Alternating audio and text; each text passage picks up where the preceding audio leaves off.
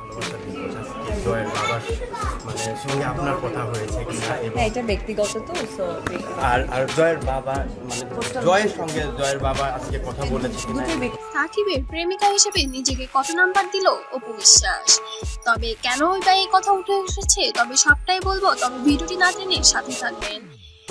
একটা টিভি প্রোগ্রামে ব্যক্তি মানুষ বাধাগ্রস্ত করছে ব্যক্তিত্বের বিষয়গুলো টেনে।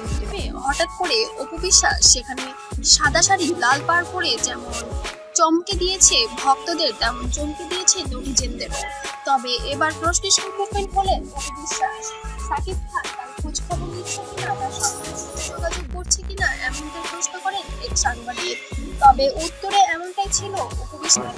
প্রেমিকা হিসেবে একেবারেই না, কারণ আমি ম্যানম্যানা কথা বলতেই পারি না, আমার একদম শর্টকাট কথা। এটা মিডিয়াতে আপনারাই দেখেন। দেশের পক্ষ থেকে যে এটা সম্পূর্ণ আমার ব্যক্তিগত প্রশ্নের উত্তর, আর আমি মিডিয়া পাড়ায় নিয়ে আসতে চাই না এবং আমার ভবিষ্যতেও আমি আর এই কথাগুলো মিডিয়ার সাথে শেয়ার করতে চাই না। তার কারণ বিগত দিনে আমার পারিবারিক সম্পর্ক নিয়ে আপনারা অনেক কথা ছোড়াছুড়ি করেছেন, আমি বলেছি একরকম, আপনারা উত্তর বানিয়েছেন আরেক রকম, যেটা আমি আপনাদের কাছে মোটেও কাম্য নয়। তবে এবার যেন অপু বিশ্বাসের মুখের উপর অন্যরকম একটি চমক। অপু বিশ্বাস সারাক্ষণ সাকিব সাকিব করে, তো কেন করবো না? আমি তো সাকিব নাম ছাড়া শিখিনি। শাকিব খান তো বরাবরই আমার একদমই বিশ্বাসের বা আত্মবিশ্বাসের একটি নির্ভরতার নাম।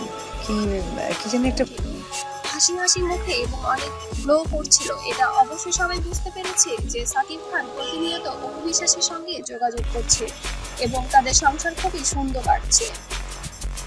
হঠাৎ করেই অন্য একটি সাংবাদিক তাকে প্রশ্ন করেছিলেন যে সাকিব খানের প্রেমিকা হিসেবে নিজেকে কত দিবেন। তবে এই প্রশ্নে যেন অনেক বেশি মুচকি হাসি দিচ্ছিল অপু বিশ্বাস। তার কারণ ছিল গোপনে তো তাদের সম্পর্ক চলছে, কিন্তু সে সেটি আর মিডিয়ার সামনে আনতে চাচ্ছে না।